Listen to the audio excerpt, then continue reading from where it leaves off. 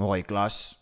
Sinong gustong mauna sa inyong mag-present ng spoken poetry? Ako po sir, ako na po mauna. Ala ka, Tyron. Yan na naman siya. Masaya to, buti na lang may dala akong popcorn. Ang title po ng aking spoken poetry ay Bulaklak. Bulaklak, bulaklak, puro kayo bulaklak. Ito, inumin nyo ang aking matamis na alak. Presko ang aking bulaklak. Mapula ang aking bulaklak. Pero biglang kinain ng sigbin na kalbo. Kalbong naka-pink na bonnet sinusuot sa ulo. Uy, Tyron, ikaw na naman yan. Ikaw yan, kalbo lang ka. Bakit kasi hindi nakontento sa isa? Sa liit ng armas mo, sana natuto ka na. Kung umasta parang ang daming alam.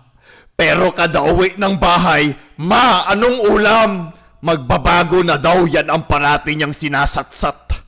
Nagbago nga siya, bago ng kachat. Excuse me, Annalyn, bakit parang iba na Tumahimik ka, sir, hindi pa ako tapos. Humanda ka, kalbo, dito tayo magtuos.